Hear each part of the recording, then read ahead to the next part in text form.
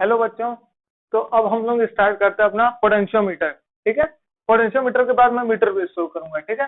देखिए पोटेंशियोमीटर बहुत इंपॉर्टेंट है और इस पर लगभग जितना भी आप बोलो कम है। ठीक है। 5 घंटे 6 घंटे का लेक्चर भी बन सकता है इस पे। ठीक है। इसके इतने एप्लीकेशन हैं, मगर यहाँ बेसिकली हमें पोटेंशियोमीटर के 2 एप्लीकेशन देखने हैं। वो कौन कौन से? Comparing EMF and finding the internal resistance of any battery. ठीक है। 2 एप्लीकेशन देखना है, यही आपके सिलेबस में है। ठीक है। नहीं तो उसके अलावा हम स्पेसिफिक रेजिस्टिविटी फाइंड आउट कर सकते हैं। तो वो सब चीजें हमें नहीं देखनी है, नहीं तो इसके एप्लीकेशन काफी है। देखिए एक्चुअल पोटेंशियोमीटर बनता कैसे है। एक वुडन बोर्ड लेंगे। ये जो मुझे ये क्रॉस बड़ा सा दिख रहा है, इसको मैंने लिखा हुआ है वुडन बोर्ड। ठीक है। इस वुडन बोर्ड में क्या करेंगे, एक वायर लगाएंगे और इस वायर को, ये जो आपको दिख रही है स्ट्रिप, इससे बांधे रहेंगे। और ये जो स्ट्रिप होती है किसकी होती है? कॉपर की होती है। किसकी होती है? कॉपर की स्ट्रिप होती है। ठीक है। अब इन कॉपर के स्ट्रिप से हम क्या करते हैं, वायर को टाइटली क्या करते हैं, बांध देते हैं। और कुछ वायर ऐसे बंधा होगा, ऐसे। ठीक है। सांप की तरह ऐसे, सांप सीढ़ी नहीं चढ़ते हैं, ऐसे ऐसे ऐसे ऐसे ऐसे। ठीक है। तो ऐसे यहां से स्टार्ट किया, ऐसे बनता चला गया। ठीक है। और ये जो वायर होती है ये एक्चुअल में कांस्टेंट वायर की या मैग्नीन वायर की बनी होती है। ठीक है। यहाँ मैंने लिखा हुआ है कांस्टेंट वायर और मैग्नीन वायर की। ठीक है।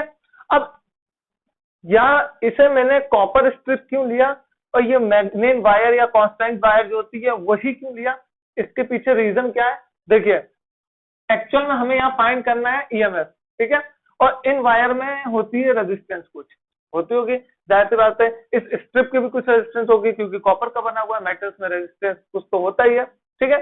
तो ये कॉपर और मैग्नीन वायर लेने का या कांस्टेंट वायर लेने का मतलब क्या है कि जो कॉपर की रेजिस्टिविटी होती है वो अप्रोक्सीमेटली 40 टाइम्स से ज्यादा होती है कांस्टेंट के, कम होती है। ठीक है।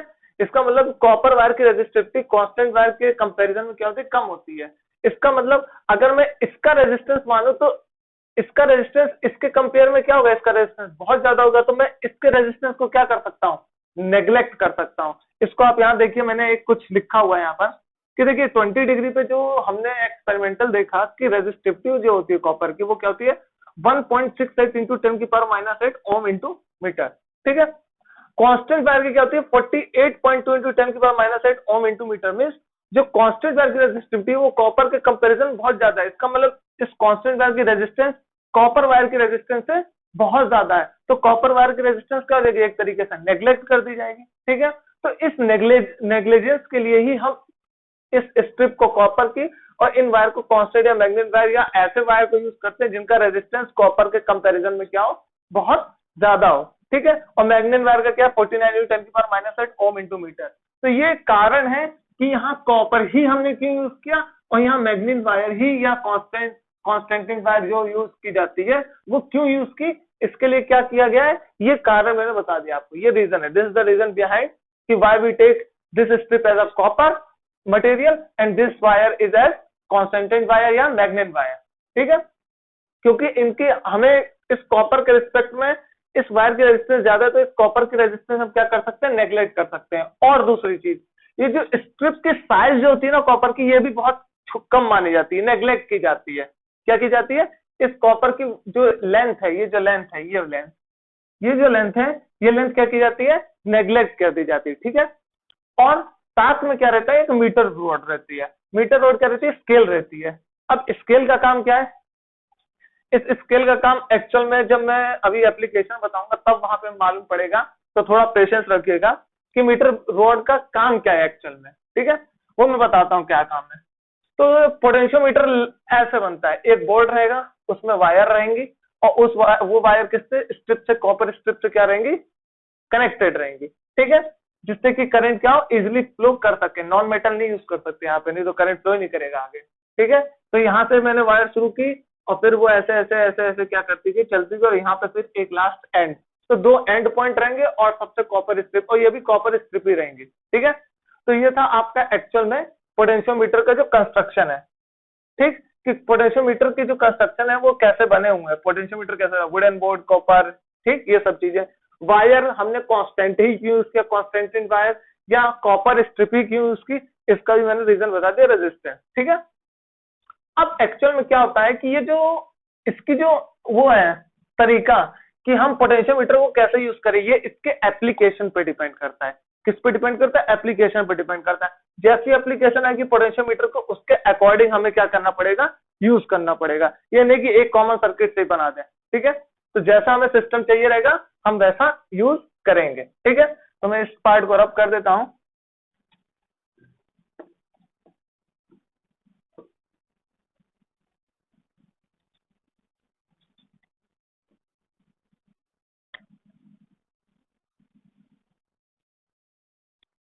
अब देखिए ये पोटेंशियोमीटर है, ये तो पोटेंशियोमीटर है ना, यहां से इसको, ये पोटेंशियोमीटर है ना, ये अभी सिस्टम को हटाइए, इसको मैं भी हटा देता हूं, आपको तब क्लियर ज्यादा होगा, ठीक है। तो देखिए ये पोटेंशियोमीटर है, हमें मालूम है, ठीक। अब क्या करते हैं पोटेंशियोमीटर में, एक एंड को क्या करते हैं, कनेक्ट करते हैं रियोस्टेट से। ये जो साइन होता है ये रियोस्टेट के लिए यूज किया जाता है। किसके लिए यूज किया जाता है? रियोस्टेट। और रियोस्टेट क्या होता है? ये एक तरीके की डिवाइस होती है,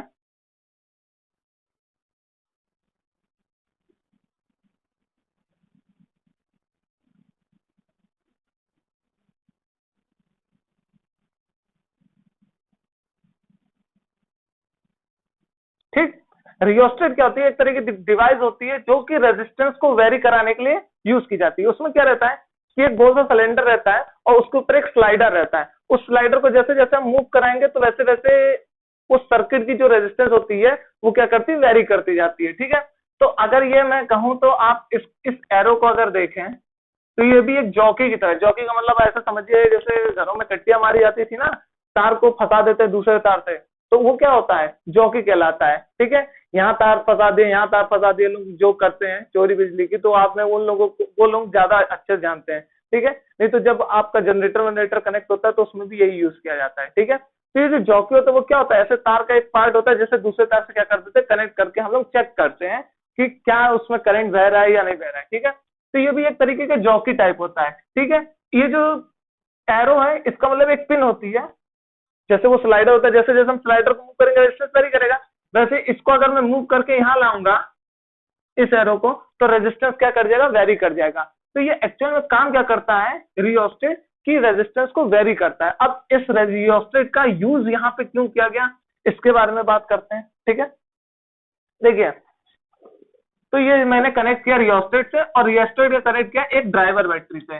ये क्या है, हमारी ड्राइवर बैटरी, ये पूरे सर्किट में क्या करेगी, करंट फ्लो कराएगी, ठीक है। तो इसको मैं बोल रहा हूँ ड्राइवर बैटरी, ठीक। तो देखिए इस रियोस्टेट को मैंने क्या किया, एक ड्राइवर बैटरी से कनेक्ट करा है, ठीक। अब भाई बैटरी से कनेक्ट करा तो जाहिर सी बात है कुछ करंट फ्लो करेगा, उस करंट को फ्लो करने के लिए हमें क्या चाहिए, कुछ इंस्ट्रूमेंट चाहिए। और करंट की फ्लो को कौन बताता है, एमीटर बताता है कि कितना करंट फ्लो हो रहा है। तो यहाँ पे मैंने क्या कर दिया, एक एमीटर लगा दिया, और इस बैटरी के पॉजिटिव टर्मिनल को क्या जोड़ दिया, पोटेंशियोमीटर के दूसरे एंड से क्या कर दिया, जोड़ दिया, ठीक है। अब इससे क्या हुआ कि देखिए वायर है, वायर में कुछ रेजिस्टेंस होगा, ठीक है, और लंबा वायर है, तो आपको एक चीज मालूम है कि रेजिस्टेंस इनवर्सली प्रोपोर्शनल टू क्या होता है, सॉरी, डायरेक्टली प्रोपोर्शनल टू है, ठीक। रेजिस्टेंस क्या होता है, डायरेक्टली प्रोपोर्शनल टू क्या होता है, एल होता है। अब इससे आप क्या समझ लो कि जैसे जैसे लेंथ इंक्रीज करेगी वैसे वैसे रेजिस्टेंस इंक्रीज करेगा, जैसे जैसे लेंथ बढ़ती जाएगी वैसे वैसे रेजिस्टेंस क्या करता जाएगा, इंक्रीज करता जाएगा। इसका मतलब रेजिस्टेंस क्या कर रहा होगा, वेरी कर रहा होगा, ठीक। तो उस वेरी को हटाने के लिए, ठीक है, क्योंकि मुझे इस पूरे सर्किट में कांस्टेंट करंट चाहिए, और इस पूरे सर्किट में मुझे कांस्टेंट करंट करने के लिए क्या करना पड़ेगा, रेजिस्टेंस को कांस्टेंट करना पड़ेगा। इसलिए मुझे ये बैटरी यूज करनी पड़ी, क्योंकि ये क्या करेगा, जैसे हमें मालूम पड़ा कि हाँ भाई की पोटेंशियल ज्यादा ड्रॉप हो रहा है, तो हम क्या करेंगे, रेजिस्टेंस को उससे क्या करेंगे, कम करने की कोशिश करेंगे, किससे, वेरिएबल से कम करने की कोशिश करेंगे, जिससे कि जो करंट पूरी सर्किट में फिर फ्लो होगा वो क्या हो जाए, कम हो जाए, ठीक है।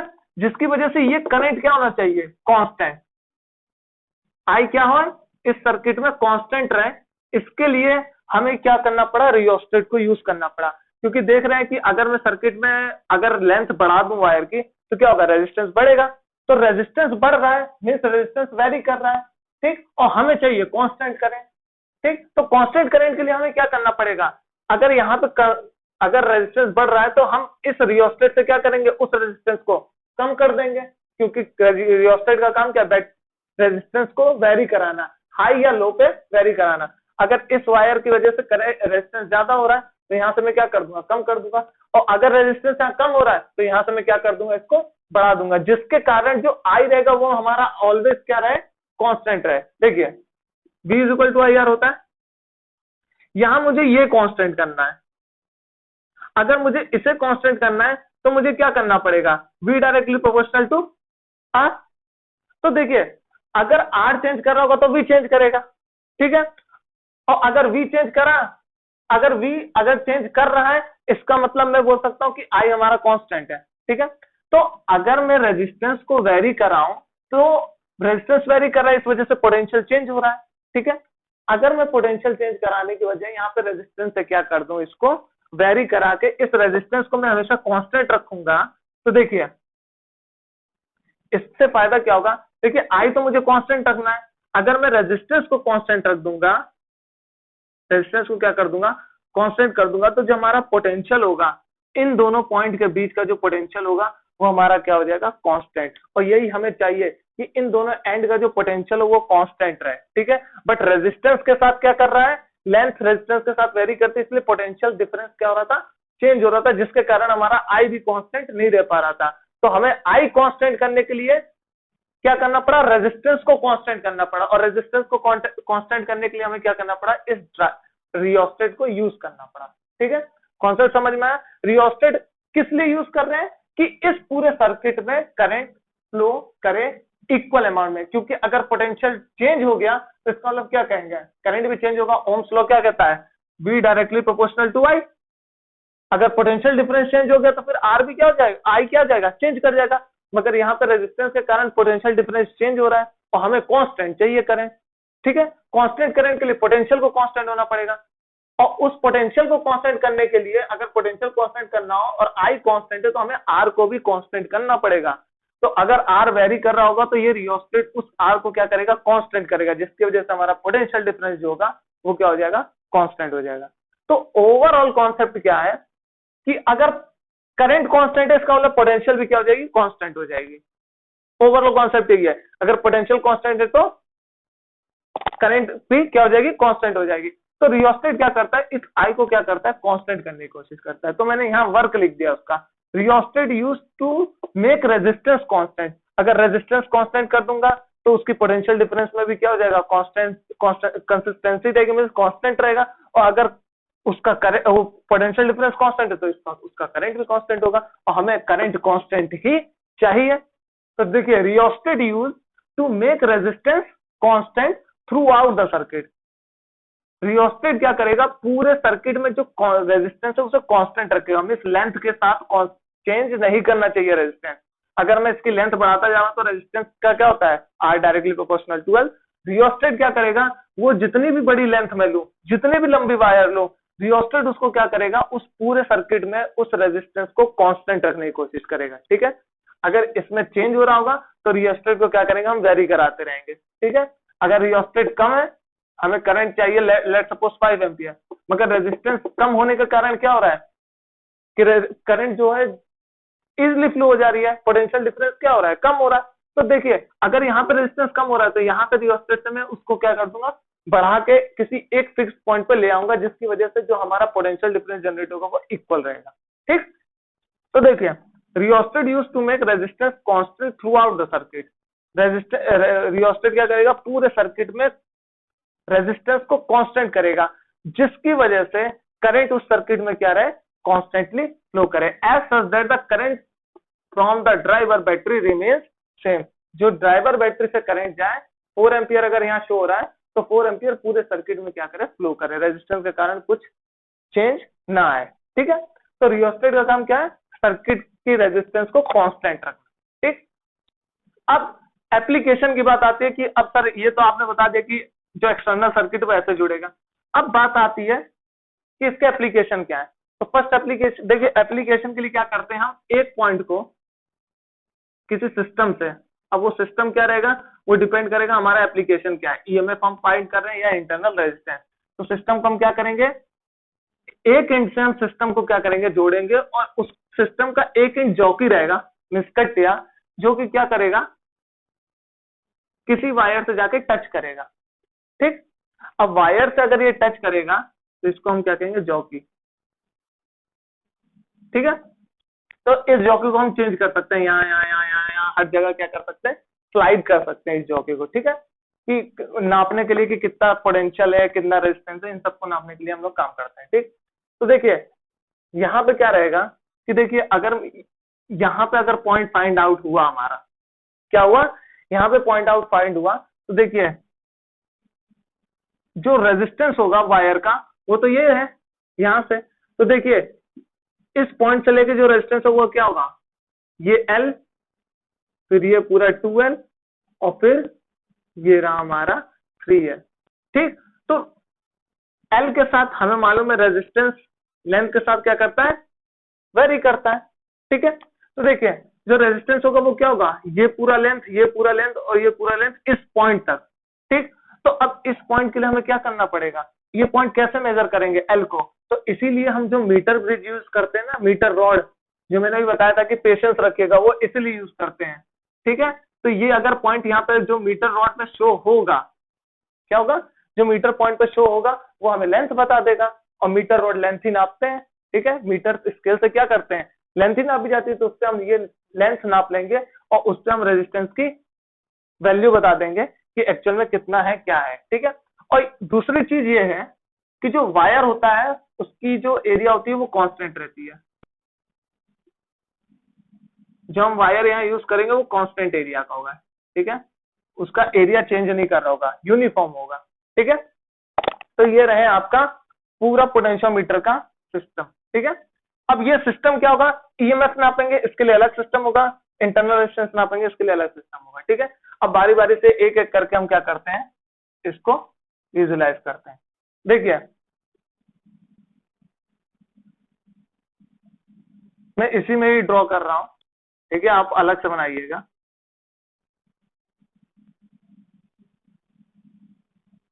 देखिए जो पहला एप्लीकेशन है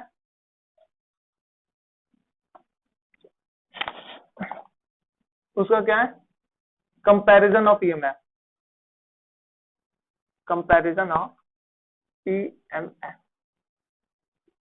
देखिए कंपैरिजन ऑफ ईएमएफ के लिए क्या है, अगर कंपेयर करना तो एटलीस्ट 2 सेल चाहिए। तो देखिए इस पॉइंट से हम 2 सेल कनेक्ट करेंगे, इसको मैंने E2 बोला, इसको मैंने E1 बोला। ठीक है, अब एक गैल्वेनोमीटर लेंगे और गैल्वेनोमीटर के साथ एक जॉकी रहेगी, जो कि हम क्या करेंगे, यहाँ पे टच कराएंगे। क्या कराएंगे, इसे टच कराएंगे। तो लेट्स सपोज करिए यहाँ पे टच कराया। देखिए गैल्वेनोमीटर के पास एक पार्ट है, तो हम क्या करेंगे, पहले पहले गैल्वेनोमीटर को इससे कनेक्ट करेंगे E1 से। ठीक है, गैल्वेनोमीटर को E1 से कनेक्ट करेंगे और इस E की वैल्यू फाइंड आउट करने की कोशिश करेंगे। ठीक, फिर इसी गैल्वेनोमीटर के इस पार्ट को हम क्या करेंगे, इससे कनेक्ट करेंगे। ठीक है, तो पहली बार इससे कनेक्ट करेंगे, दूसरी बार इससे कनेक्ट करेंगे। ठीक, तो अभी मैं इससे ना कनेक्ट करके अभी इस पहले वाले से कनेक्ट कर रहा हूँ। ठीक है, और उसके बाद कंपेयर करेंगे। कंपेयर का मतलब क्या हुआ कि हमें रेशियो चाहिए, ओवरऑल क्या चाहिए, रेशियो चाहिए। ठीक है, तो देखिए पहले गैल्वेनोमीटर को मैंने क्या किया, इससे कनेक्ट किया। तो अब मैंने जैसे ही गैल्वेनोमीटर को कनेक्ट किया, देखिए यहाँ पे मैं बोल दे रहा हूँ E1 अपॉन E2 चाहिए हमें। ठीक है, तो फॉर E1 जब मैंने E1 को कनेक्ट किया तो देखिए क्या हुआ, देखिए यहां से तो करंट फ्लो कर रहा है, अब यहाँ पे आके कुछ करंट यहां जाएगा, कुछ करंट यहां जाएगा, है कि नहीं। ठीक है, हमें क्या करना है, इस E को फाइंड करने के लिए, E1 को फाइंड करने के लिए हम क्या करेंगे कि ये जो यहाँ करंट आ रही है, जिसको मैं I डैश बोल दे रहा हूं, क्या बोल दे रहा हूं, I डैश।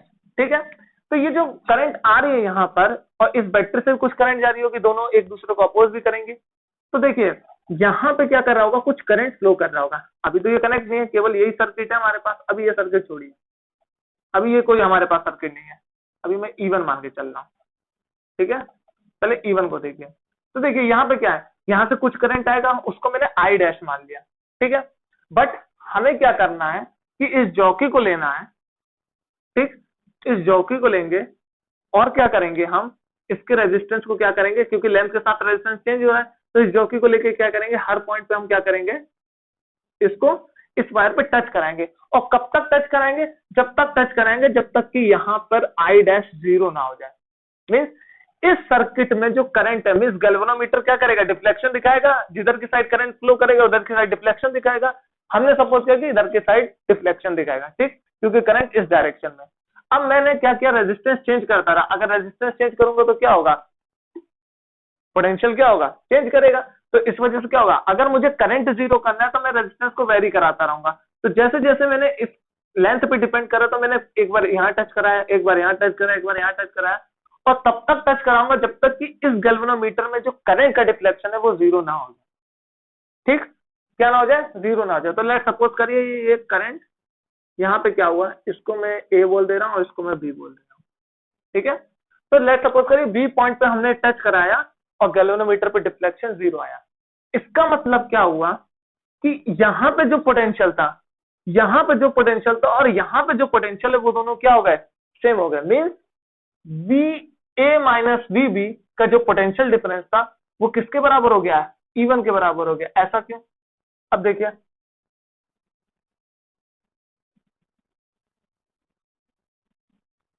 अगर मैं दो बैटरी लगा दूं,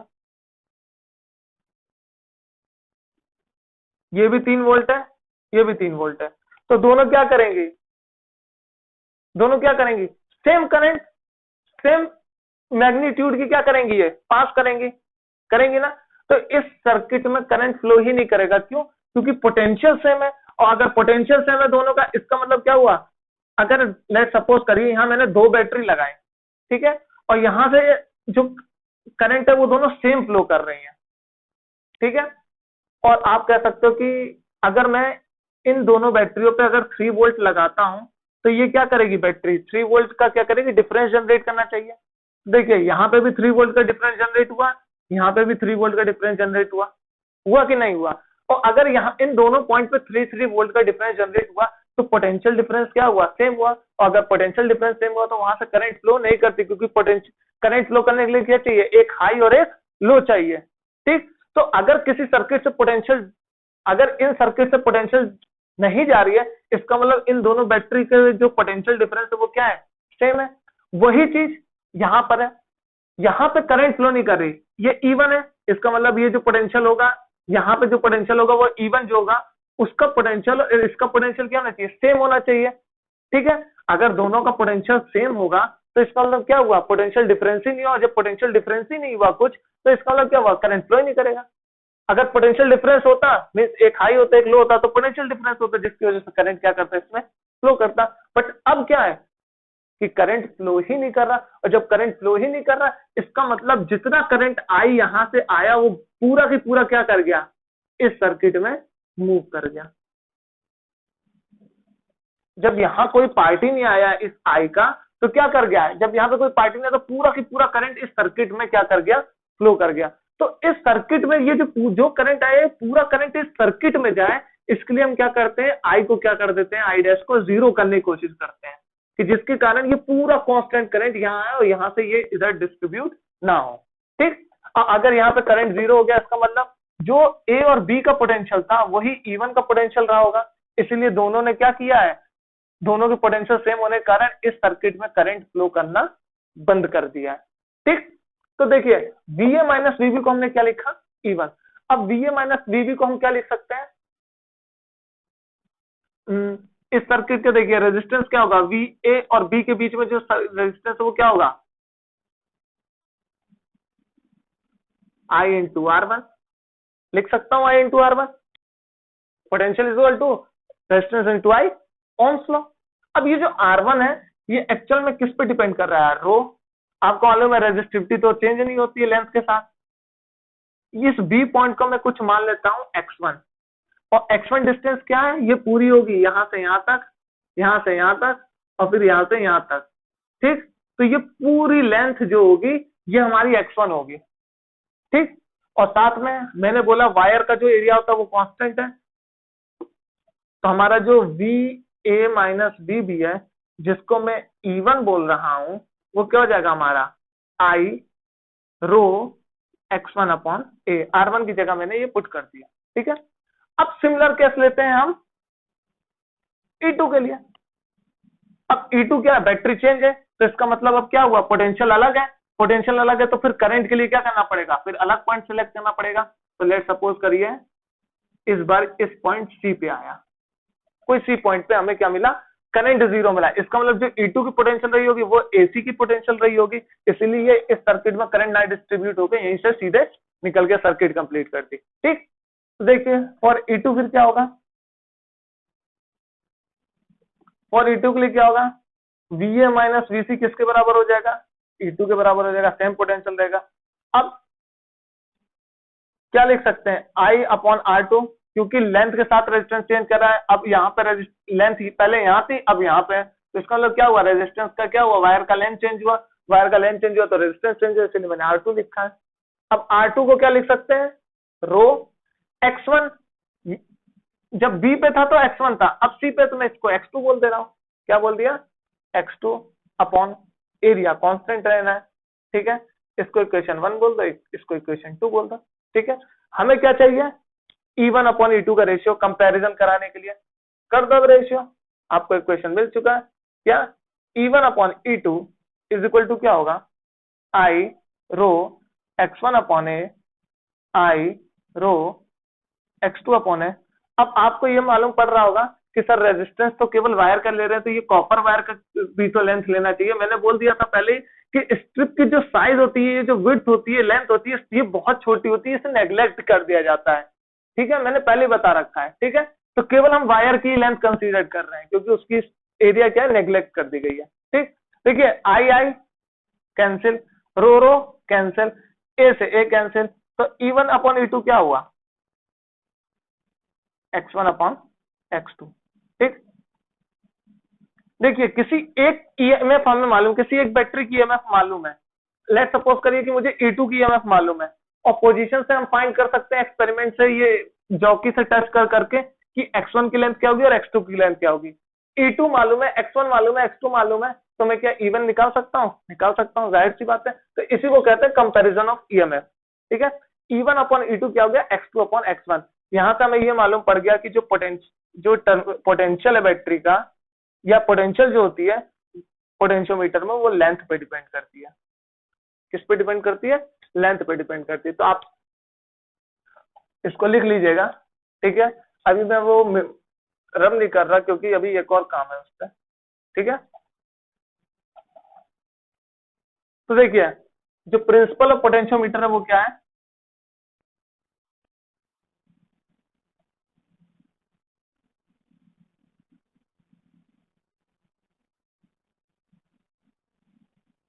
प्रिंसिपल ऑफ पोटेंशियोमीटर क्या है,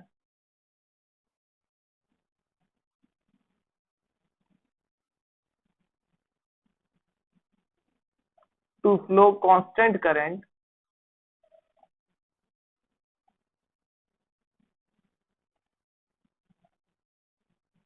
through the circuit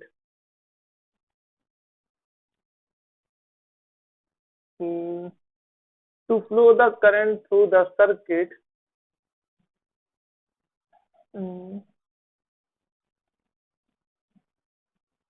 then the potential difference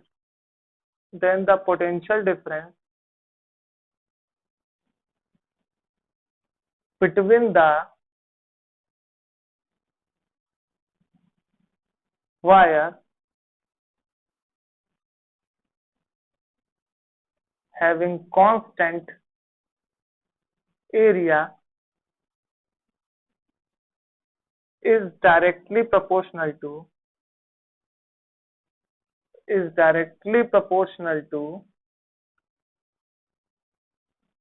is directly proportional to the length of that part।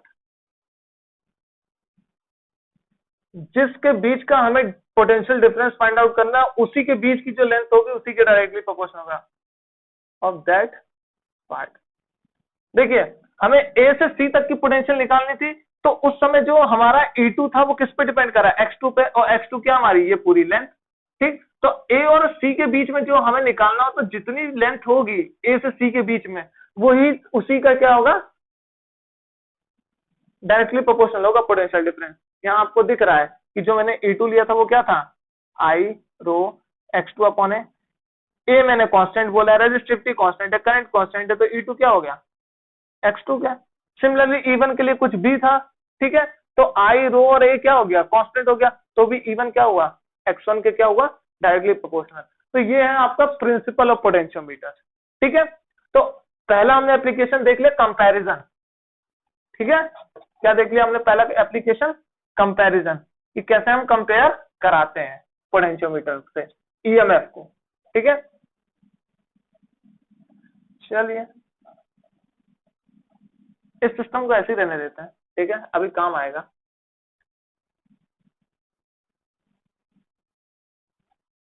ठीक, अब देखिए दूसरा जो है एप्लीकेशन वो क्या है, to find the internal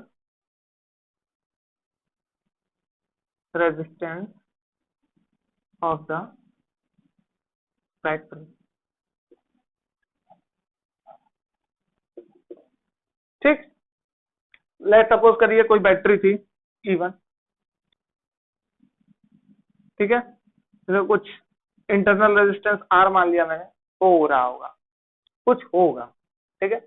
but अभी के लिए, इस केस के लिए हमें मालूम है कि अगर मैं सिंपल एक बैटरी लगाऊं, तो हम क्या करते हैं कि इस गैल्वेनोमीटर से जो करंट पास होना चाहिए आई डैश, वो क्या होना चाहिए, 0। तो इस केस के लिए हमें मालूम है कि VA माइनस VC जो होगा वो क्या होगा, इसको E1 की जगह, ये अब तो कंपेयर थोड़ी ना कराना है, तो E इज इक्वल टू मैंने क्या लिखा, जो यहाँ का पोटेंशियल होगा वही यहाँ का पोटेंशियल होगा, इसीलिए करंट इसमें फ्लो नहीं करके सीधे यहाँ से क्या कर गया, निकल गया। तो इसको मैं क्या लिख सकता हूँ, I, और क्या लिखेंगे, R1 लिख सकते हैं, ठीक है। और इस R1 को मैं क्या लिख सकता हूँ, I rho X1 upon A, इसको मैंने कुछ X1 मान लिया डिस्टेंस, ठीक है। चलिए इसको मैं इक्वेशन 1 मान ले रहा हूँ, ठीक। पहले तो मैंने करंट को देख लिया कि भैया कहाँ 0 हो रहा है, कहाँ 0 नहीं हो रहा है, ठीक है।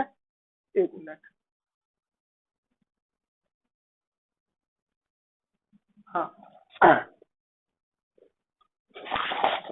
तो देखिए यहाँ तो अभी मैंने क्या किया है, सिंपली ये फाइंड किया कि यहाँ पर करंट 0 नहीं हो रहा है, तो यहाँ का जो पोटेंशियल होगा वो यहाँ का पोटेंशियल होगा, तो मैंने दिखा दिया यहाँ का पोटेंशियल। अब इंटरनल रेजिस्टेंस कैसे फाइंड आउट करेंगे, उसके लिए हम क्या करते हैं कि इस I को,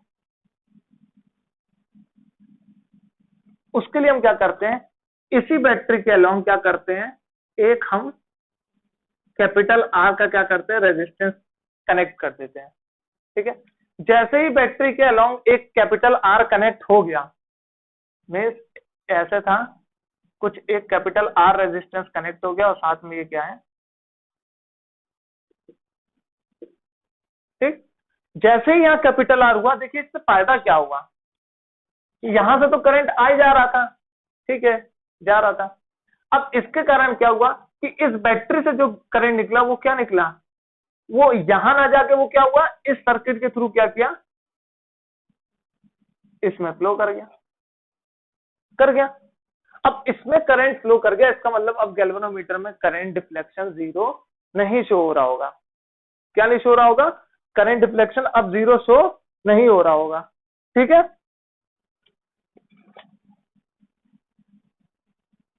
तो देखिए अब जब जैसे मैंने इसको कनेक्ट किया, तो यहाँ पे आई डैश क्या हुआ, 0 ही शो हो रहा होगा।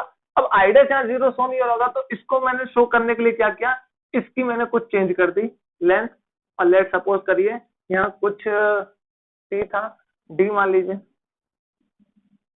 कुछ डी पोटेंशियल मैंने किया, ठीक। इस डी पोटेंशियल पे ये आई डैश 0 होने लग गया, ठीक।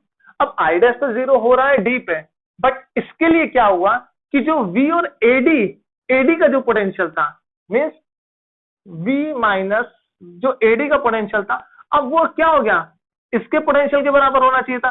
अब इसका पोटेंशियल क्या होगा, इसका टर्मिनल पोटेंशियल हम बात करेंगे। अब केवल ई की बात नहीं करेंगे, साथ में इस आर और इस आर की बात करेंगे, क्योंकि इस आर के होने से अब ये आर भी क्या हो गया, एक्टिव मोड में आ गया। क्या आ गया, इस आर के होने से ये आर भी क्या हो गया, एक्टिव मोड में आ गया। क्यों, क्योंकि यहाँ पे अब क्या हो रहा है, इस आर के थ्रू अब इस रेजिस्टेंस में भी करंट फ्लो करने लगा, और इस करंट के फ्लो करने की वजह से यहाँ पे भी एक पोटेंशियल डिफरेंस ड्रॉप हुआ और यहाँ पे भी एक पोटेंशियल ड्रॉप हुआ, तो दो पोटेंशियल ड्रॉप हुआ है। बात क्लियर हुई कि इस रेजिस्टेंस को लगाने से क्या हुआ, ये अभी आर एक्टिव नहीं था, क्योंकि यहाँ जो पोटेंशियल था सेम पोटेंशियल यहाँ पे था, बट इस आर को लगा लेने से क्या हुआ कि जो यहाँ पे पोटेंशियल डिफरेंस आया वो इसके और इसके कारण है, क्योंकि अब सर्किट ये बना है, एक सर्किट ये बन गया है, जिसके कारण जो आई डैश है वो यहां से मूव करके क्या कर रहा है, यहां जा रहा है, और इसकी वजह से आर में भी एक करंट फ्लो कर रहा है, जिसकी वजह से एक पोटेंशियल ड्रॉप यहां होगा और एक पोटेंशियल ड्रॉप यहां होगा। तो एक्चुअल में जो ई होगा वो इसका पोटेंशियल और इसके पोटेंशियल के ड्रॉप के बराबर होगा। जो ई होगा वो एक्चुअल में, देखिए यहाँ पे अगर मैं ई की बात करूं तो वो क्या होगा, यहां से निकलने वाला I R plus small R, तो क्या होगा आई, यही सर्किट है। इस रेजिस्टेंस को बस मैं ऊपर कनेक्ट कर दिया हूं तो ऐसे कुछ हुआ। तो देखिए यहाँ पे कुछ पोटेंशियल ड्रॉप हुआ होगा, रेजिस्टेंस क्योंकि इंटरनल रेजिस्टेंस और ये क्या है सीरीज में है, तो क्या होगा, ये दोनों सीरीज में, तो इनके बीच में एक पोटेंशियल V1 और इसके बीच में पोटेंशियल V2। तो जो हमारा बैटरी का ई होगा वो किसके बराबर होना चाहिए था, V1 प्लस V2, क्योंकि सीरीज में क्या होता है, जो टोटल पोटेंशियल होता है वो बैटरी के पोटेंशियल के बराबर होना चाहिए। वही चीज यहाँ पे की है। ठीक, तो ये जो पार्ट था वही चीज यहाँ पे करनी है। कैसे, जो VAD है, ठीक है, उसको मैं, चलिए पहले VAD की बात कर लेता हूं फिर इसकी बात करता हूं। देखिए VAD के लिए क्या है, हमारा जो करंट है वो क्या है, आई, इसमें क्या फ्लो कर रहा है आई, और साथ में जो रेजिस्टेंस है वो क्या है हमारा आर। ठीक है, इसको मैंने क्या माना, एक मिनट कंसीडर, मैंने कुछ अलग तो नहीं कर लिया।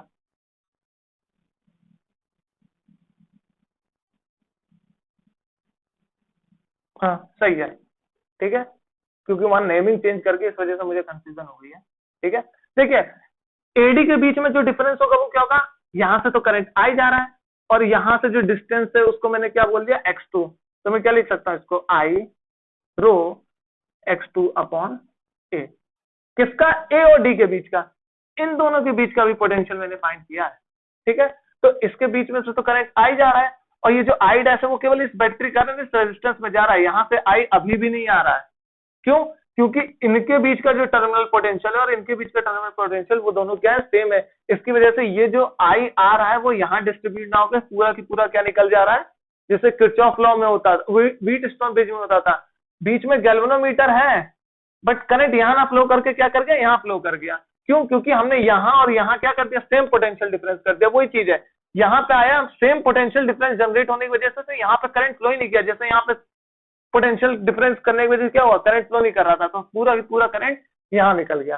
जैसे यहाँ से करंट आता तो यहाँ ना आके गैल्वेनोमीटर से यहाँ पहुंच जाता है। ठीक है, सेम केस यहाँ पर।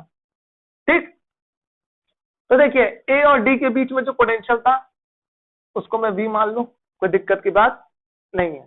ठीक, इसको मैं कुछ इक्वेशन, भी तो कोई इक्वेशन नाम ले दिया ना, इसको इक्वेशन 1 बोल देता हूँ। ठीक, चलो ये तो हो गया हमारा काम। ठीक है, अब एक और चीज, जो यहाँ का पोटेंशियल होगा क्या वही पोटेंशियल यहाँ का होगा, तभी तो इस सर्किट में इस पार्ट में करंट फ्लो नहीं कर रहा है। तो मीन जो VAD होगा वही क्या होना चाहिए, इस टर्मिनल पोटेंशियल का। और दूसरी बात, जो EMF होता है वो external circuit as well as internal circuit में भी करंट फ्लो कराने के लिए रिस्पॉन्सिबल होता है। बट मैं लिख देता हूं, EMF responsible for current to flow in external as well as internal circuit। जो ईएमएफ होता है वो बाहर के सर्किट और अंदर के सर्किट दोनों में करंट फ्लो कराने के लिए रिस्पॉन्सिबल होता है। बट जो टर्मिनल पोटेंशियल होता है, टर्मिनल पोटेंशियल मतलब इस ई और इस स्मॉल आर के कारण जो टर्मिनल पोटेंशियल आया उसकी बात कर रहे हैं। जो टर्मिनल पोटेंशियल होता है responsible for current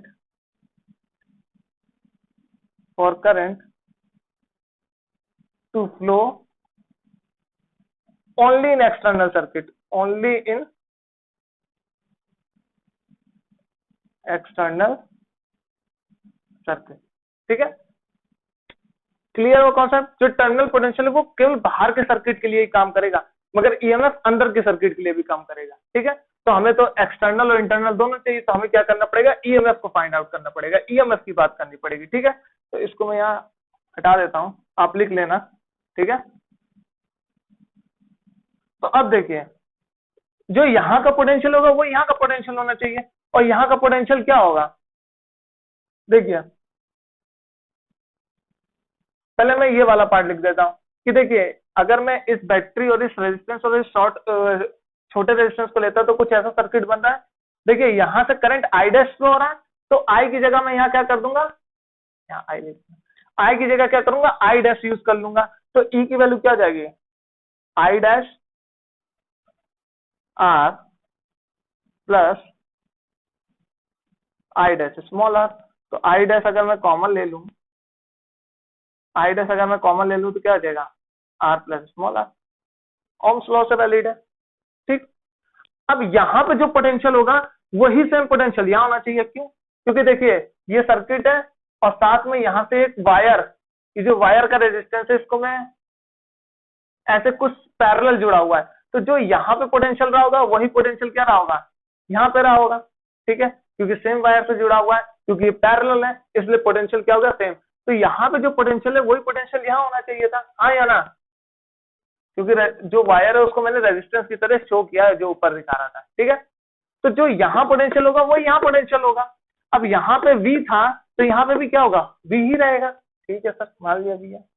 अब ये V है तो जाहिर सी बात है यहाँ पे भी क्या होना चाहिए था, यहाँ पे भी क्या होना चाहिए था, ये सब पैरेलल है। अगर यहाँ पे V है, यहाँ पे V है, तो यहाँ पे भी V है, और यहाँ से करंट क्या जा रहा है, आई डैश आर। तो इसका मतलब V को मैं क्या लिख सकता हूँ, आई डैश आर लिख सकता हूँ, हाँ या ना, क्योंकि ये पैरेलल है, इसके पैरेलल है और ये भी पैरेलल है। तो तीनों जब पैरेलल है तो यहाँ भी है तो यहाँ पे भी होगा, और यहाँ पे भी है तो क्या होगा, पैरेलल है तो ये पे भी होगा। तो मैंने V लिख दिया। ठीक, V, और V कैसा है, आई डैश आर, तो मैंने यहाँ आई डैश आर लिख दिया। यहां से मैं अगर आई डैश की वैल्यू फाइंड आउट करूं तो क्या आएगी, V अपॉन आर आएगी। इस V upon are I dash की वैल्यू को मैं यहाँ पुट कर दे रहा हूं, तो E की वैल्यू क्या आ गई हमारे पास, आई डैश की वैल्यू पुट कर दूंगा तो क्या आएगी, B upon R plus small R. ठीक है, अब यहाँ पे थोड़ी सिंपल मैथमेटिक्स है, इधर से उधर करना है और स्मॉल आर की वैल्यू फाइंड आउट कर लेनी है, दैट्स इट। ठीक है, अगर कोई जरूरत पड़ेगी तो आपने लिख लिया होगा। तो देखिए स्मॉल आर फाइंड करना, तो मैं क्या करता हूँ, E R upon V is equal to R plus small R. Small R की वैल्यू क्या हो गई, E R upon V minus R. ठीक, इस आर को मैं अगर बाहर ले लूं तो क्या होगा, ई अपॉन वी माइनस 1। ठीक है, इस एक्सप्रेशन में और कुछ तो नहीं करना। ओके, इसमें ये देखिए, अच्छा जो मैंने VAD लिखा था, VAD इसी को मैंने V बोला था क्योंकि ये सेम ये सेम ये सेम। ठीक है, और जिसको मैंने क्या बोला था, IR2 बोला था, याद होगा, ये जो करंट फ्लो की और इसके बीच का रेजिस्टेंस, तो क्या होगा, I रो X2 अपॉन है। ठीक है, ये होगा, इसको मैंने V बोला था, और ये हमारे पास क्या है, E है। तो E अपॉन V अगर मैं कर दूं तो कोई दिक्कत, E अपॉन V करूं तो E की वैल्यू क्या है, I रो X1 अपॉन है upon I rho X2 upon है आई से आई कैंसिल, रो से रो कैंसिल, ए से ए कैंसिल, तो क्या हुआ x1 अपॉन x2। अब इसको मैं यहाँ पुट कर दूं तो जो स्मॉल आर आया वो क्या आएगा r x1 upon x2 minus 1। ठीक है, और यही आपका क्या है इंटरनल रेजिस्टेंस, क्योंकि x1 x2 तो फाइंड कर सकते हैं, जब बैटरी नहीं थी तो कुछ x1 में होगा, जब बैटरी लगा दी तो इस करंट को जीरो करने के लिए क्या करना पड़ा, यहाँ पे d को जीरो करना, d पॉइंट जो कि हमारा x2 है।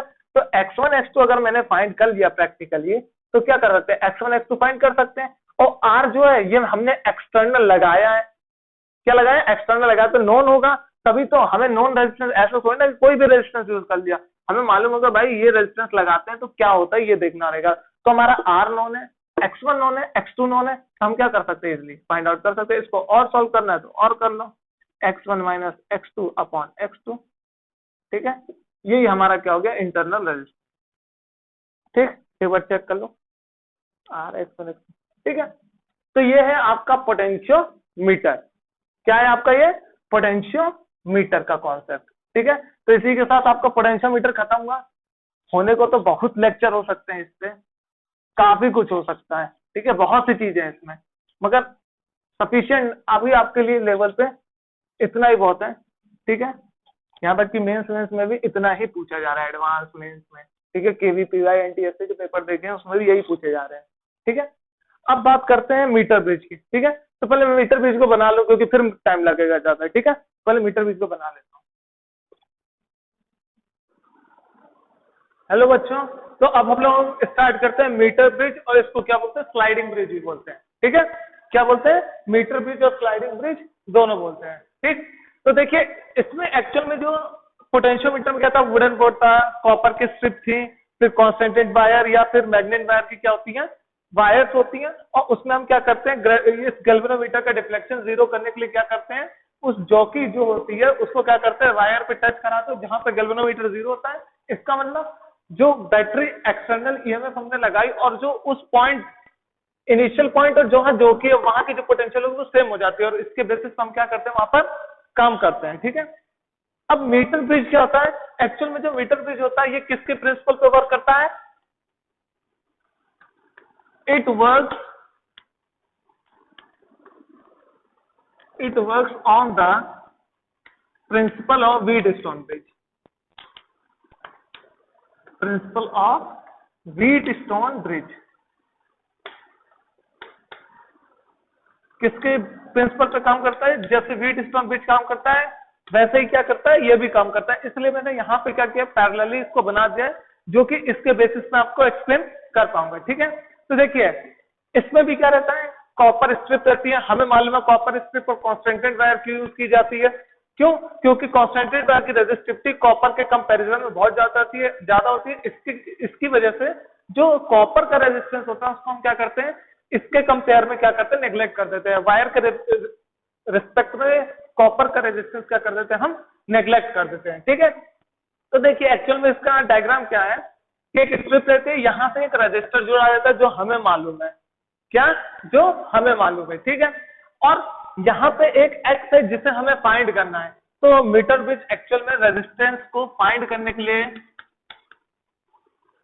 फाइंड, ठीक है, तो ये एक्चुअल में रेजिस्टेंस को फाइंड करने के लिए यूज किया जाता है। तो देखिए यहाँ पे एक रेजिस्टेंस है और फिर क्या किया गया है इस स्ट्रिप से कनेक्ट कर दिया गया है। अब बात क्या आती है यहाँ पर कि यहाँ पे एक मीटर ब्रिज होता है जो कि 100 सेंटीमीटर या 1 मीटर का होता है, मीन्स इसकी जो लेंथ होती है वो 100 सेंटीमीटर या फिर इसे 1 मीटर भी बोलेंगे, इसीलिए इसका नाम मीटर ब्रिज पड़ा है। ठीक है, तो ये एक स्केल होती है। ठीक है, और उस स्केल के जस्ट नीचे हम क्या करते हैं इस कॉपर वायर से कनेक्ट क्या करते हैं एक वायर लगाते हैं या रॉड लगाते हैं, रॉड भी लगा सकते हैं वायर भी लगा सकते हैं। ये रॉड किसकी होती है कॉन्सेंट्रेटेड वायर रॉड की हो सकती है या मैग्नेट की हो सकती है। ऐसी हमें नेचर चाहिए मटेरियल का कि जिसके कंपैरिजन में जो कॉपर का रेजिस्टेंस है वो निग्लेक्ट कर दिया जाए। ठीक है, तो ये वायर होती है। ठीक है, और इस पॉइंट पे ये जो बीच की स्ट्रिप जो है इस पॉइंट से हम एक गैल्वेनोमीटर कनेक्ट करते हैं और साथ में इसे हम कहते हैं जॉकी। क्या बोलते हैं इसको जॉकी। आपको जॉकी के बारे में बताया हुआ है, यहाँ पे तो लोग कट्टिया बोलते हैं, बिजली जो चुराते हैं तार को फंसाते हैं दूसरे तार में, तो जो फंसाते हैं उसी को हम जॉकी बोलते हैं। तो ये जॉकी क्या है, एक तरीके से स्लाइडिंग मोड में रहती है, इसलिए इसको स्लाइड ब्रिज बोला जाता है, क्योंकि इस जॉकी को क्या कर सकते हैं, पॉइंट टू पॉइंट स्लाइड कर सकते हैं। ठीक है, तो ये था आपका ओवरऑल कंस्ट्रक्शन। वायर है, मीटर ब्रिज है, कॉपर के स्ट्रिप्स है, रेजिस्टर है, अननोन रेजिस्टेंस है, और एक वायर है जो जिसकी जो रेजिस्टेंस है वो लेंथ पे क्या कर रही होगी, डिपेंड कर रही होगी। हमें मालूम है जो रेजिस्टेंस होता है वो क्या होता है, R is equal to rho L upon A. तो एल पे तो डिपेंड कर रही है ना, और हम ये भी मान के चलते हैं कि इसका जो एरिया होगा वो क्या होगा, कांस्टेंट। जो ये वायर यूज की है उसका एरिया क्या होना चाहिए, कांस्टेंट होना चाहिए। मींस एरिया कांस्टेंट है, ये कांस्टेंट लिखा आप समझ जाना। ठीक है, मैं बोल दे रहा हूँ। और साथ ही साथ जिस पॉइंट से ये वायर कनेक्ट है उसी पॉइंट से हमने क्या किया, एक ईएमएफ लगाते हुए यहाँ पे की को क्या रखा है, ओपन रखा है। मींस अभी कोई करंट फ्लो नहीं कर रहा है। ठीक है, अभी कोई करंट फ्लो नहीं कर रहा है। तो ये है आपका मीटर ब्रिज का ओवरऑल व्यू। ठीक, copper strip, non resistance, unknown resistance, एक वायर है जिसकी रेजिस्टेंस लेंथ पे डिपेंड करेगी, ये तो हमें भी मालूम है। ठीक है, और साथ ही साथ एक ईएमएफ और एक की। ठीक है, और साथ में एक गैल्वेनोमीटर रहता है। ठीक, अब देखिए इनको मैंने नाम दे दिया है, इसको ए पॉइंट बोला है, इसको बी बोला है, इसको सी बोला और इसको डी बोला है। ठीक है, अब यहां पे देखिए सेम इसी स्ट्रक्चर को मैंने व्हीट स्टोन ब्रिज में बनाया है। कैसे, ये देखिए ए है, ठीक, ए है, ए से दो पॉइंट गए हैं, एक पी के लिए गया, एक किसके लिए गया है, आर के लिए गया है। किसके लिए गया है, एक पी रेजिस्टेंस के लिए गया है और एक आर रेजिस्टेंस के लिए गया है। तो देखिए ए से, ये तो पूरी वायर ही है, ये तो कॉपर मेटल ही है, तो मीन्स मेटल में तो इलेक्ट्रिसिटी फ्लो करेगी। तो मीन्स एक ए पॉइंट इस आर से कनेक्ट है और एक ए पॉइंट इस पी से कनेक्ट है। अब बोलोगे कि सर ये पी क्या है, ये क्यू क्या है। देखिए बेटा, यहां पे अगर मुझे इस गैल्वेनोमीटर में डिफ्लेक्शन 0 मिलता है तो ये जो लेंथ होगी यहां से यहां तक की, ये एक अलग रेजिस्टेंस की तरह बिहेव करेगी, और यहां से यहां तक की जो लेंथ होगी वो एक अलग रेजिस्टेंस की तरह बिहेव करेगी, क्योंकि दोनों की लेंथ क्या हो गई, चेंज हो गई। इसकी लेंथ कुछ होगी, इसकी लेंथ कुछ होगी। मीन्स एल चेंज करा, और अगर एल चेंज किया तो रेजिस्टेंस भी क्या हो जाएगा, चेंज हो जाएगा। ठीक है, तो मैं सपोज कर रहा हूं कि मुझे बी पॉइंट पे मैंने यहाँ टच कराया है। ठीक है, जहां पे गैल्वेनोमीटर 0 देगा, अभी मैंने की ऑन नहीं किया, मैं सपोज कर रहा हूं। तो यहां से यहां तक का जो रेजिस्टेंस है उसको मैंने पी माना है, और बी से डी तक के बीच में जो वायर रहेगा उसका रेजिस्टेंस मैंने कुछ क्यू माना है।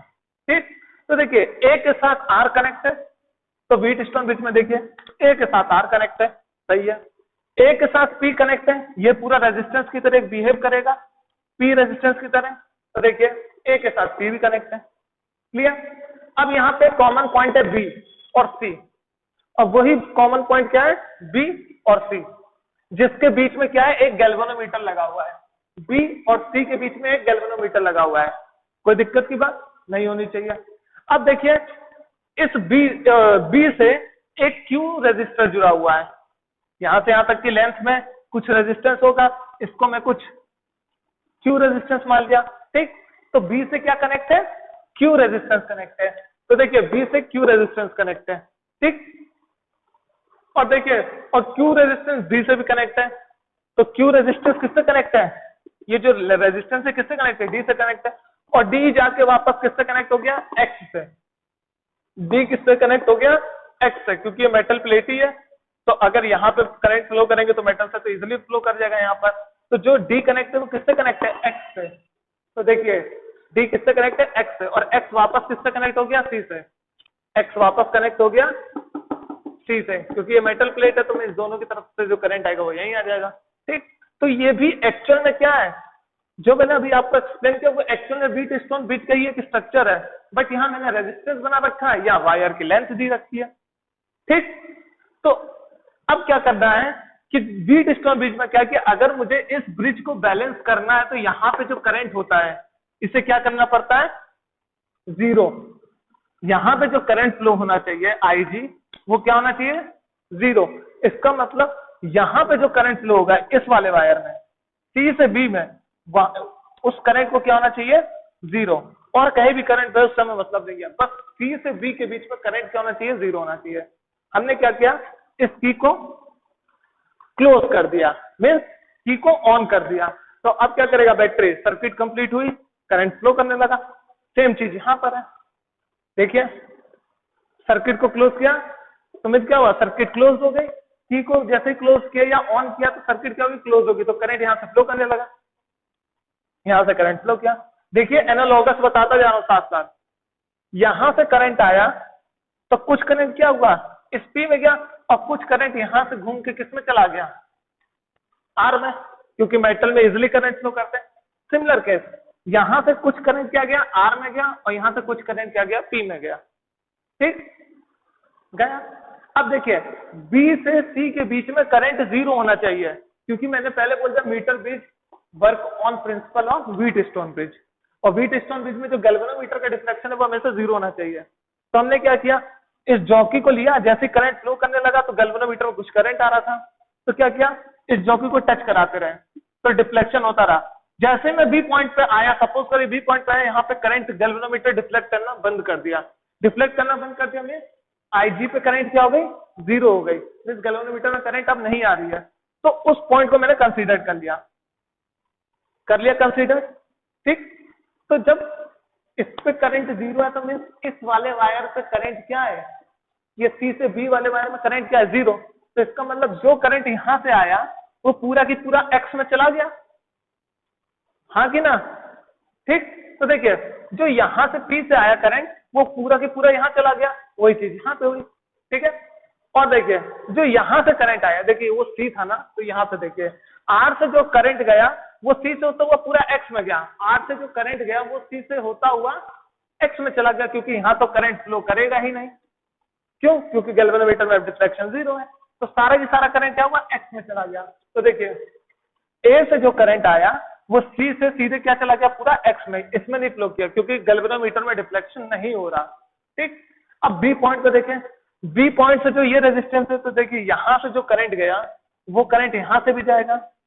ठीक है, तो वो करंट क्या हुआ, जो करंट पी से गया वही सीधा सीधा क्यू में पहुंच गया।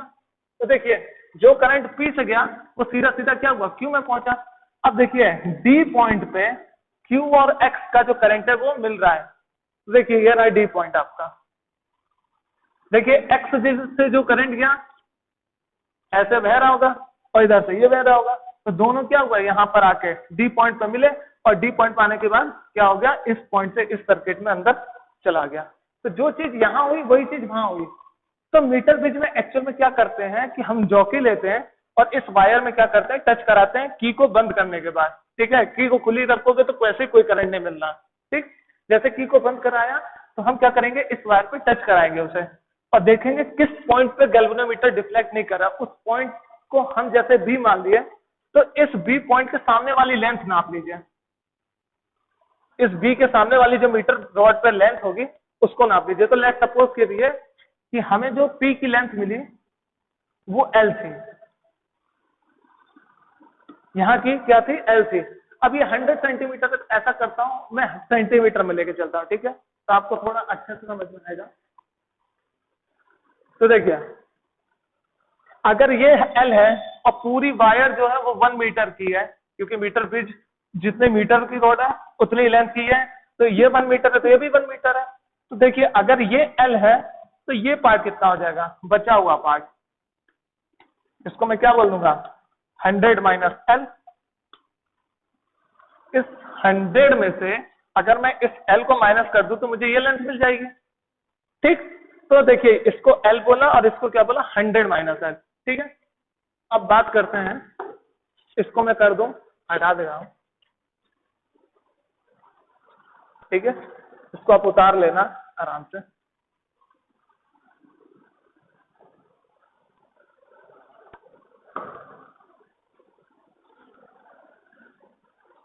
तो देखिए यहां से जो करंट गई थी, मैं यहां पे छोटा सा फिर से बना ले रहा हूं कि मुझे कैलकुलेशन करनी है।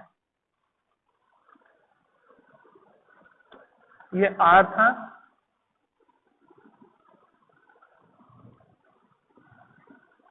ये एक्स था, इसको मैंने ए बोला। ठीक है, इसको मैंने ए बोला, ए के साथ आर कनेक्ट है और ए के साथ पी कनेक्ट है, तो इसको मैं पी बोल दे रहा हूं।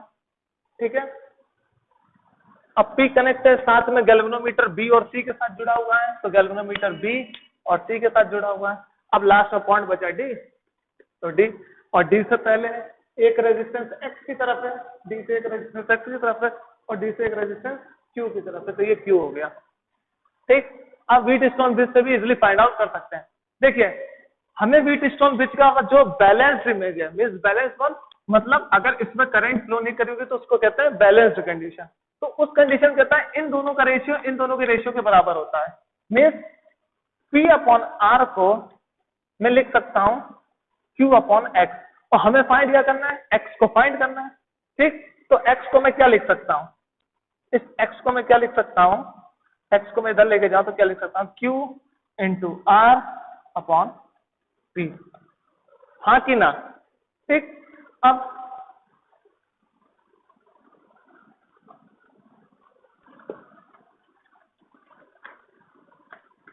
यहां पे थोड़ा ध्यान दीजिएगा, बस सिंपल सा है, अब कोई दिक्कत नहीं है।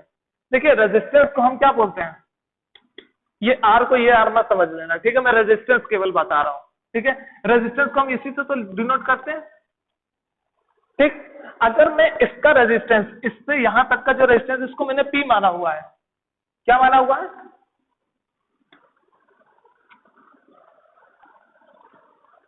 इसको अगर मैंने पी माना हुआ है तो उसको क्या लिखूंगा, रो। रेजिस्टिविटी तो चेंज होती नहीं, वो तो टेम्परेचर पे डिपेंड करती है, और ऐसा वायर रहते हैं जो कि टेम्परेचर पे उसकी कोफिशिएंट क्या हो, कम से कम हो। मींस रेजिस्टिविटी अगर टेम्परेचर बढ़े तो रेजिस्टिविटी कम से कम चेंज हो, ठीक है, कांस्टेंट मान के एज इट इज चलेंगे। ठीक है, तो ऐसा वायर यूज करते हैं। ये एक और कंडीशन है कि हम कांस्टेंट वायर ही यूज क्यों करते हैं, कांस्टेंट वायर, मैग्नेट वायर, क्योंकि इनकी जो कोफिशिएंट होती है ना, रेजिस्टिविटी कोफिशिएंट जो हम बोलते हैं अल्फा से, वो क्या होती है, बहुत कम होती है। इसके बेसिस पे क्या है कि जैसे जैसे टेम्परेचर बढ़ता है तो रेजिस्टिविटी उनकी ज्यादा नहीं बढ़ती है, कम ही बढ़ती है, बहुत माइनर बढ़ती है, तो उस माइनर को हम निग्लेक्ट करके चलते हैं। ठीक है, तो देखिए पी रेजिस्टेंस के लिए रो, और हमने इसे क्या माना हुआ है, एल, यहां से यहां तक की लेंथ क्या है, एल है, और एरिया मैंने पहले ही बोल दिया है कि एरिया कांस्टेंट वायर का हमेशा कांस्टेंट रहेगा। क्यू की बात करें, रेजिस्टिविटी कांस्टेंट, मगर अब क्यू की लेंथ क्या है, यहां से यहां तक की लेंथ क्या है, 100 माइनस एल, तो लिख देंगे क्या, 100 minus L, 100 minus L upon A. ठीक, अब यहां वैल्यू पुट कर देना है, सिंपल। तो देखिए पी की वैल्यू क्या है, रो एल, सॉरी क्यू की वैल्यू, क्यू की वैल्यू क्या है, rho 100 minus L upon A into R, upon P की वैल्यू क्या है, रो एल अपॉन ए। ठीक है, ऐसा करता हूं, इस हेडिंग को हटा देता हूं, थोड़ी जगह मिल जाएगी मुझे। ठीक, तो देखिए यहां से क्या होगा, इस रो से ये रो कैंसिल हो जाएगा, छोटे छोटे है, इस ए से ये ए कैंसिल हो जाएगा, तो ओवरऑल हमारे पास एक्स की वैल्यू क्या बची हमारे पास, तो देखिए एक्स की जो वैल्यू बची वो क्या बचेगी हमारे पास, 100 minus L, 100 minus L upon, यहां पे सिंपल एक एल बचा और इनटू आर। ठीक, यही होता हमारा मीटर ब्रिज को फाइंड करने का तरीका। मींस ये जो रेजिस्टेंस लगाएंगे ये हमारे लिए नोन होगा, ये हम उसकी लेंथ से फाइंड करते हैं, पी और क्यू का रेजिस्टेंस उसकी लेंथ से फाइंड करते हैं, पी और क्यू का रेजिस्टेंस उसकी लेंथ से फाइंड आउट कर लेते हैं। इसका मतलब क्या हुआ, हमें अगर एल मालूम पड़ गया और ये नॉन रेजिस्टेंस है, ये नॉन रेजिस्टेंस है, ठीक है, नॉन रेजिस्टेंस, इसलिए मैंने इसको कैपिटल आर बोला है। अपने सुविधा अनुसार जैसा हमारे लैब में होता है उसके अकॉर्डिंग क्या करते हैं, इस आर को लेते हैं। देखिए एल नॉन है और आर नॉन है, तो क्या मैं अननोन रेजिस्टेंस निकाल सकता हूँ इस फॉर्मूले से, बिल्कुल निकाल सकता हूँ, और यही आपको प्रैक्टिकल में भी करना रहता है। तो देखिए प्रैक्टिकल में आपके दो थ्योरी कंप्लीट हैं, एक पोटेंशियोमीटर में जो दो होती हैं और एक ये मीटर ब्रिज। ठीक है, तो ये दो आपके प्रैक्टिकल में भी आते हैं, 12th में प्रैक्टिकल जो एग्जाम होते हैं उसमें बताए जाते हैं, तो उसकी थ्योरी यही है। अगर ये अच्छे से क्लियर है तो आपको सर्किट बनाने में ज्यादा दिक्कत नहीं होगी। ठीक है, मे भी आप पहली बार लेक्लांचे सेल और आप लोग डेनियल सेल देखेंगे उसमें कि जो ये लगाते हैं ये वाला सेल, ठीक, उसमें वो होता है डेनियल, वो लेक्लांचे सेल, इसको ये जो यूज करते हैं पोटेंशियोमीटर में लेक्लांचे सेल यूज करते हैं, ठीक है। बट जो हम ड्राइवर सेल बोलते हैं वो लेक्लांचे सेल होता है, और जिसका हमें ईएमएफ फाइंड करना रहता है उसको हम क्या बोलते हैं, डेनियल सेल, ठीक है। तो डेनियल सेल की हमें पहले से ईएमएफ मालूम रहती है, बट हम क्या करते हैं तो भी हम इससे फाइंड आउट करने की कोशिश करते हैं, फिर उसका इंटरनल रेजिस्टेंस और फलाने ढिकाना जो भी है वो हम लोग यूज करते हैं, ठीक है। तो प्रैक्टिकल पर्पज से ये थ्योरी बहुत इंपॉर्टेंट है और ये न्यूमेरिकल पर्पज से बहुत इंपॉर्टेंट है, ठीक है। इसी के साथ आपका मीटर ब्रिज का सारा कॉन्सेप्ट क्लियर हो गया और इसी के साथ आपका चैप्टर नंबर 3 भी कंप्लीट, करंट इलेक्ट्रिसिटी, ठीक है। ओके।